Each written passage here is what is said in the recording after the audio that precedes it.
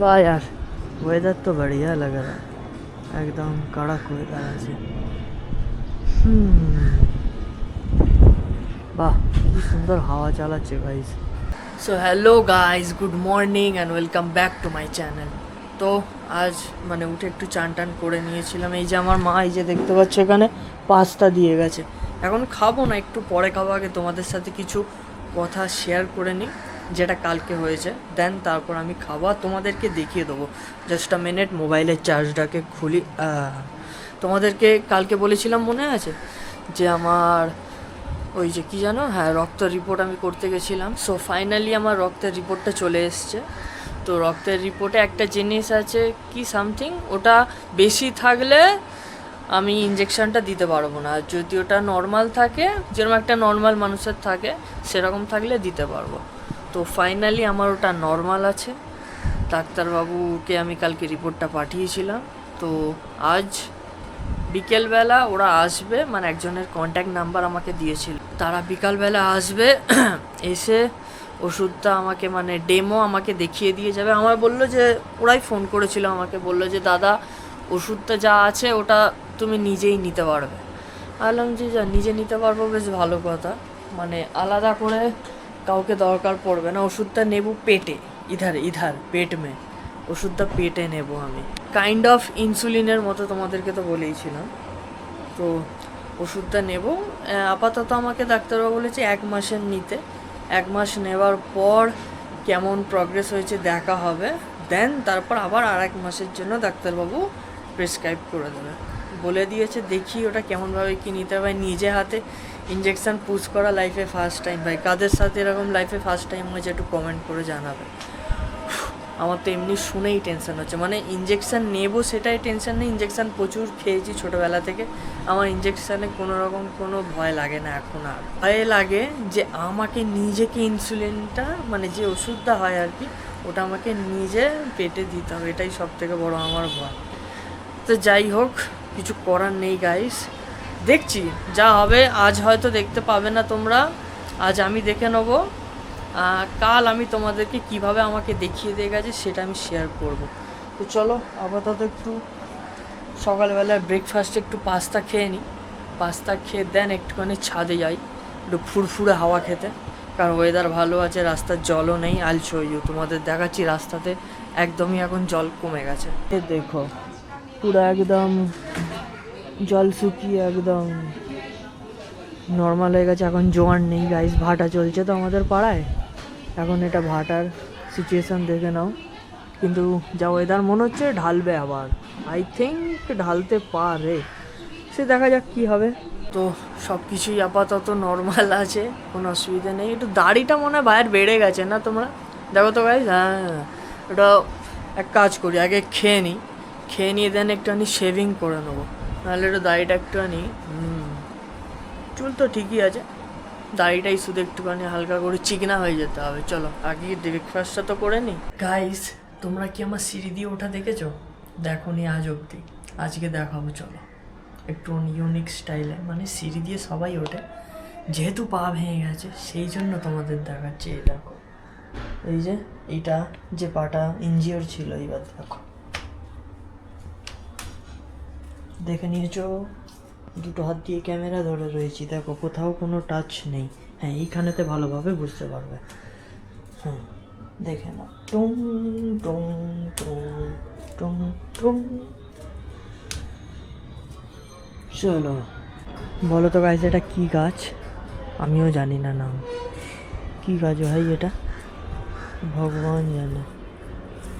এখানে মানে এই ড্রামেতে ভর্তি হয়ে গেছে। গাইস চলে এলাম, তার কারণ হচ্ছে বৃষ্টি এসে গেছে ছাদে, কপাল পোড়া যাকে বলে। আজকে ঘরেতে কাউকেই দেখতে পাচ্ছ না, রান্নাঘরেও নেই, ঘরেতেও কেউ নেই, তার কারণ মা একটু কাজে বেরিয়েছে আর আমার বোন তো স্কুলে গেছে। ওরা থাকলে একটুখানি মজা আড্ডা হয়, বাট আজকে ওরা কেউ নেই ঘরেতে। আমার ভাগনাও মনে হয় নেই, ও মনে হয় স্কুলে গেছে সামথিং। হ্যাঁ, ও স্কুলে গেছে, তাই আমি ঘরে একাই রয়েছি। আমি এরকম টাইমে থাকি না অবশ্য ঘরে, বাট গত 4 মাস ধরে আছি। ঠিক আছে। তার আগে এই টাইমটা সবসময় আমি কলকাতা হয় নিউ টাউন এই সব সাইডে আমি বেশি থাকতাম। তো গাইস তোমাদেরকে একটা জিনিস দেখাবো, দাঁড়াও, আমারও ফট করে মাথায় এলো, সেই জন্য একটুখানি বার করি। আমি কাশ্মীর গেছিলাম, কাশ্মীর থেকে একটা ব্যাট কিনেছিলাম, তোমাদেরকে দেখাই। বাট ব্যাটের উপরের এটাতে প্রচণ্ড নোংরা হয়ে লেগেছে। আমি এটাকে কী যেন বলে বার করতে হবে, একটুখানি ওয়েট, দাঁড়াও গাইস।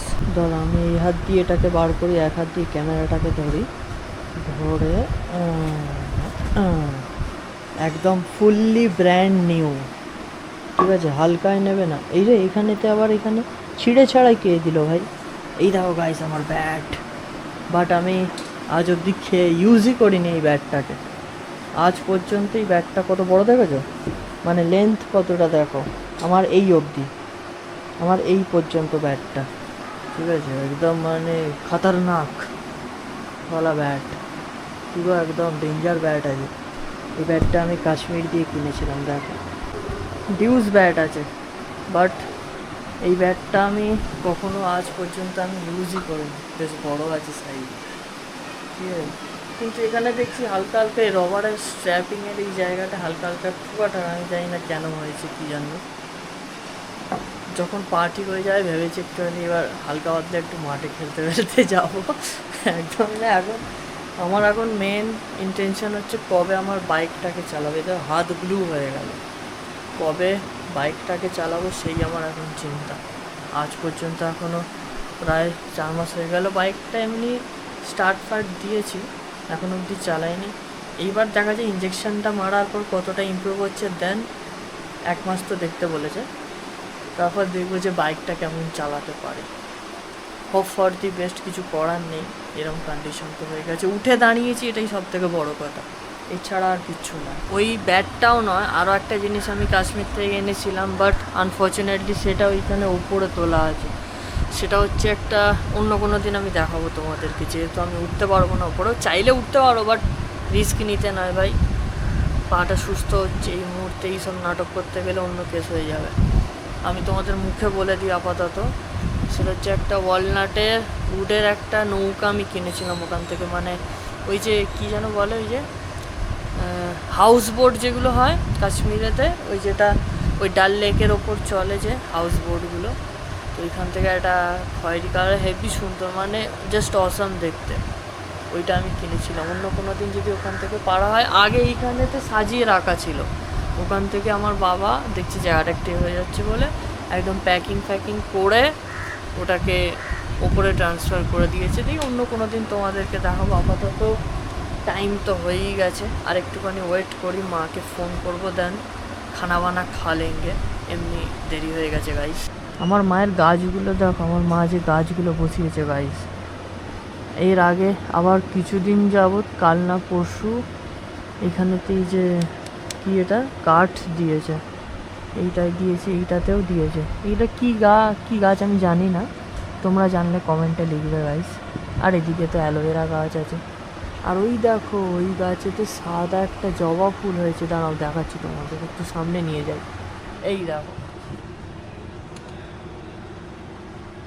দেখতে পেয়েছো, ওটা হচ্ছে একটা সাদা জবা ফুল। আমাদের ঘরেতে এই সাইডটা আগে পুরো একদম অন্যরকম টাইপের ছিল, মানে পুরো একদম জঞ্জাল টাইপের ছিল, ওখানে বিশাল বড় একটা সাদা জবা ফুলের গাছ হয়েছিল, কিন্তু ওই ঘর তৈরি করবার সময়, মানে উপরে যে ঘরটা আছে সেটা তৈরি করার সময় সিমেন্টের জল লেগে গাছটা গল্প হয়ে গেছে। শুধু ওটা নয়, আমাদের যে মেইন এন্ট্রেন্স রয়েছে বাড়ির, সেইখানেতেও ওই রকম সিমেন্ট পড়ে, যখন বাড়িটা প্লাস্টার হয়েছে তখন ওই সিমেন্ট পড়ে আমাদের এখানে যে গাছটা ছিল ওই রকমভাবে অনেক গাছ আমাদের নষ্ট হয়ে গেছে। আর এই যে জায়গাটা খালি দেখছো, মানে হচ্ছে এই পার্টিকুলার জায়গাটা, এইখানেতে আমাদের প্রচুর গাছ ছিল, মানে আম গাছ ছিল সবার প্রথম, বড় বিশাল বড় আম গাছ ছিল, তারপর ডাঁটা গাছ ছিল, লেবু গাছ ছিল, সেই সব এখন কোথায়, সেসব এখন স্বপ্নতে আসে, রিয়েল লাইফে আর আসে না।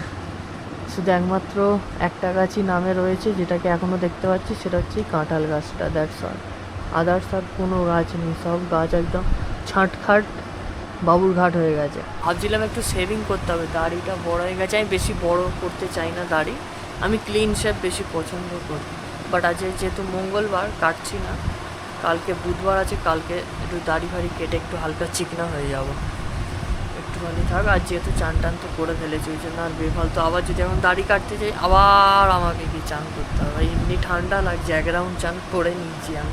এই গাইজ আর ভালো লাগছে না, অনেকক্ষণ আমি বসে রয়েছি। চলো একটু রান্না বান্না কী হয়েছে একটু দেখে হালকা করে খেয়ে নিই। বাবা শসা এসব তো আমার বাইরে, ये हमारे में नहीं आता है, हम इन सब चीज़ों को अवॉइड करते हैं। इसमें क्या है? अच्छा পাস্তা, পাস্তা তো এখন না, ও খেয়ে নিয়েছি সকালে। চলো পাস্তা করে দিয়েছি সাইড। আচ্ছা এখানে আমার খাবার জিনিস আছে, এখানে হচ্ছে আন্ডা কারি, ঠিক আছে। আর কি চাই, 4-5টা ডিম তুলে নাও আর খেয়ে নাও, ব্যাস খতম কাহানি। চলো ভাত বেড়ে নিই।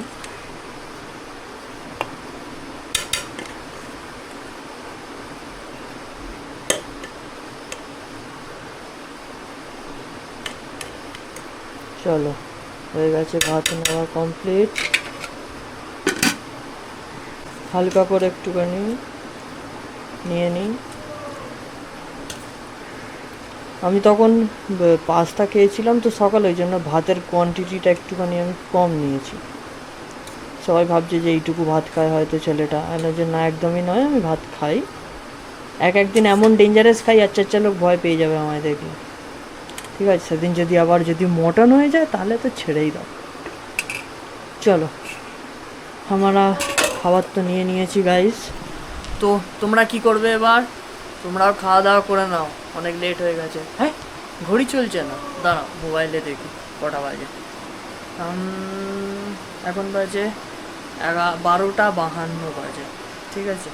তো চলো তোমরা কি করবে, অনেক দিন ধরে বলছি একটাই কথা, ভাইয়ের চ্যানেলটাকে সাবস্ক্রাইব করো, ঠিক আছে। কী করবে? সাবস্ক্রাইব করবে।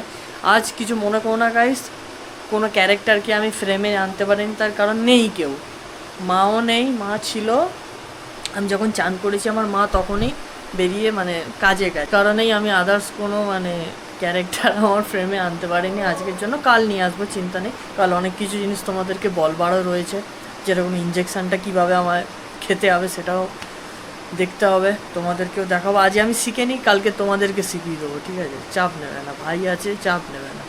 তো চলো বন্ধুরা, আজকের মতো ভাই বিদায় নিচ্ছে, কাল আবারও চলে আসবে একটা নতুন ভ্লগ নিয়ে। তার জন্য অবশ্যই আমার চ্যানেলটাকে ফলো রেখো। আজকের মতো চলে যাই আবার। Till then tata and bye by.